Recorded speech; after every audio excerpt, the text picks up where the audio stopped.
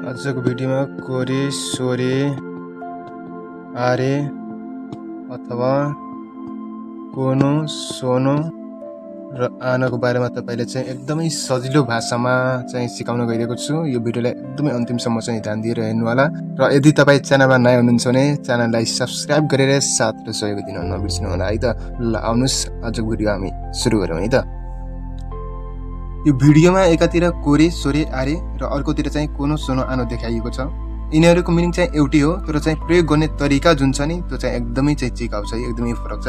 जस्तै कोरे र कोनो भनेको यो है, र सोरे र सोनो भनेको त्यो, आरे र आनो भनेको उ त्यो है, उ त्यो भन्ने चाहिँ अर्थ चाहिँ जनाउँछ है। तर यिनीहरूको चाहिँ जब चाहिँ प्रयोग गर्नुहुन्छ नि, प्रयोग चाहिँ कोरे सोरे आरे र कोनो सोनो आनोको चाहिँ प्रयोग चाहिँ एकदमै फरक छ है। मिनिङ चाहिँ एउटै भए तापनि यिनीहरूको प्रयोग चाहिँ एकदमै फरक छ है। कसरी फरक छ भन्ने कुरा चाहिँ म तपाईलाई चाहिँ बताउन गइरहेको छु। भिडियोलाई स्किप नगरिकन चाहिँ हेर्नु होला है त। यसलाई यसरी पनि बुझ्न सकिन्छ है। जसरी कोरे र कोने भनेको यो भनेर हामीले पढ्यौं हैन, र सोरे र सोनो भनेको त्यो भनेर पढ्यौं, आरे र आनो भनेको उ त्यो भनेर पढ्यौं है। तर यो चाहिँ खासमा चाहिँ यो चाहिँ एकदमै बोल्ने व्यक्तिको है, जो चाहिँ वक्ता हो है, वक्ताको चाहिँ वक्ताको नजिक भएको बेलामा है, वक्ताको नजिक छ भने त्यस्तो बेलामा कोरेको प्रयोग गरिन्छ है।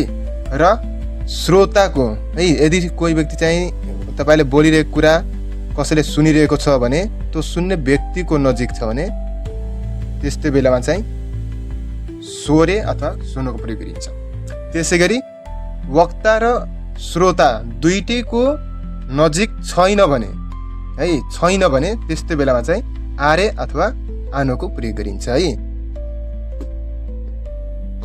यो 1+2 को नजिक छैन भने है, नजिक छैन भने प्रयोग गरिन्छ।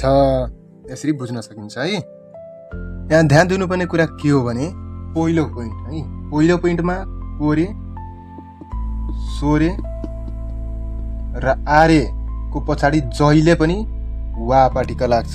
यसलाई चाहिँ यो हा लेखिन्छ तर यसलाई चाहिँ वा भनेर पढिन्छ है। वा पाटिका लाग्छ, एज अ पार्टिकलको रूपमा वा भनेर पढिन्छ। त्यसैगरी अर्को कुरा के भने कोनो सोनो आनोको पछाडि चाहिँ वा पाटिका चाहिँ लाग्दैन है। कोरे सोरे आरेमा वा पाटिका लाग्छ भने यसमा वा पाटिका लाग्दैन। त्यस्तै चाहिँ अर्कोमा कोरे सोरे आरेको पछाडि नाउन प्रयोग गरिदैन है, नाउन चाहिँ प्रयोग गरिदैन है। तर कोनो सोनो आनोको पछाडि चाहिँ नाउन चाहिँ जसरी भए पनि नाउन चाहिँ कम्पल्सरी चाहिँ हुनु पर्यो, नत्र सेन्टेन्स चाहिँ मिल्दैन है। जस्तै अब कोरे सोरे आरे भनेको यो त्यो उ त्यो, त्यसरी कोनो सोनो आनो भनेको पनि यो त्यो उ त्यो। तर चाहिँ यिनीहरूको प्रयोगमा के फरक पाइयो भने कोरे सोरे आरे पछाडि वा लाग्छ भने कोनो सोनो आनोको पछाडि चाहिँ नाउनको प्रयोग गरेपछि बल्ल नाउन प्लस वा पार्टिकल लाग्छ है। त्यो पनि सेन्टेन्स अनुसार, ठिक छ। ल अब हामी चाहिँ यसको प्रयोग कसरी चाहिँ गर्न सकिन्छ, यो एउटा प्रयोग गर्ने एउटा नियम भयो। अब यसको चाहिँ हामीले रेबुन चाहिँ बनाएर चाहिँ हामीले चाहिँ यसको बारेमा चाहिँ बुझौँ है त। रेब्युनहरू हामी चाहिँ यहाँ चाहिँ तयार गर्छौँ है। जस्तै कोरे सोरे आरे भनेको अब एकदमै नजिक भएको बेलामा चाहिँ कोरेको प्रयोग गरिन्छ। र कोरे वा होन्देस, मानौ तपाईँको नजिक किताब छ भनेपछि किताबलाई होन भयो, अनि अब नजिकमा छ भने कोरे वा होन्देस भयो। त्यसरी केही चाहिँ तपाईँ बोलिरहेको व्यक्ति अथवा चाहिँ सुनिरहेको कोही व्यक्ति छ भने सुनिरहेको व्यक्तिको नजिकमा चाहिँ यो किताब छ भने त्यस्तो बेलामा सोरे वा होन्देस है, सोरे वा होन्देस भन्न पाइयो।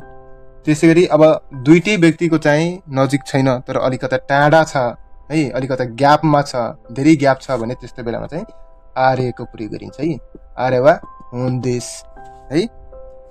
त्यस्तै चाहिँ अब कोनो सोनो आनको पनि यसै गरी चाहिँ प्रयोग गरिन्छ। तर चाहिँ त्यो बेलामा चाहिँ तपाईको नाउन र विशेषण है, नाउन र विशेषण दुईटै चाहिँ जोडिएर आउँछ है। कोनो होन वा ताकाइदेस है, ताकाइदेस यो भनेको के हो त, यो किताब चाहिँ महँगो छ है, यो किताब चाहिँ महँगो छ।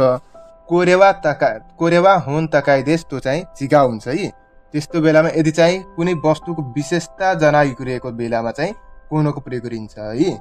हो यसरी पनि हामीले बुझ्न सकिन्छ। कोनोले चाहिँ होनको विशेषता जनायो। के विशेषता जनायो भने त यो किताब चाहिँ महँगो छ।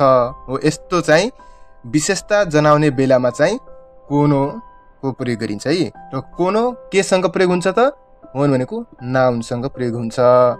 यो नियम चाहिँ तपाईँको सोनोमा पनि प्रयोग भयो र आनोमा पनि प्रयोग भयो है। कस्तो बेलामा प्रयोग हुन्छ त, जस्तै अब केही चाहिँ टाढा छ भने अथवा श्रोताको नजिक छ भने सोनो होनो वा तकाइदेश अथवा यासुइदेश है। अथवा र अर्को चाहिँ आनो। अब आनो चाहिँ श्रोता र वक्ता दुईटै भन्दा चाहिँ अलिकता टाढा छ भने त्यस्तो बेलामा चाहिँ के को प्रयोग गरिन्छ त, आनोको प्रयोग गरिन्छ। जस्तै आनो होनो वा तकाइदेश, त्यो किताब चाहिँ एकदमै महँगो छ। अथवा आनो होनो वा यासुइदेश, त्यो किताब चाहिँ एकदमै सस्तो छ भनेर चाहिँ हामीले यसरी बुझ्न सकिन्छ है। भनेपछि हामीले के बुझ्यो त, कोरे सोरे आरे को पछाडि वा प्रयोग गरिन्छ, तर कोनो सोनो आनोको पछाडि चाहिँ वा प्रयोग गरिँदैन। कोनो सोनो आनोको पछाडि चाहिँ के प्रयोग हुन्छ त, नाउन प्रयोग गरिन्छ। र यो नाउन प्रयोग गर्ने बित्तिकै के जनाउँछ त, विशेषता जनाउँछ। जसरी किताबले चाहिँ कोनोले चाहिँ किताबको विशेषता जनाएको छ है। ल है त, ल धन्यवाद। यसरी नै जापानिज भाषा अध्ययन गर्न चाहनुहुन्छ र विभिन्न ठाउँको अवलोकन गर्न चाहनुहुन्छ भने यो च्यानललाई सब्स्क्राइब गर्नुहोला र अन्य साथीहरूलाई पनि सब्स्क्राइब गर्नलाई सेयर गरिदिनु होला।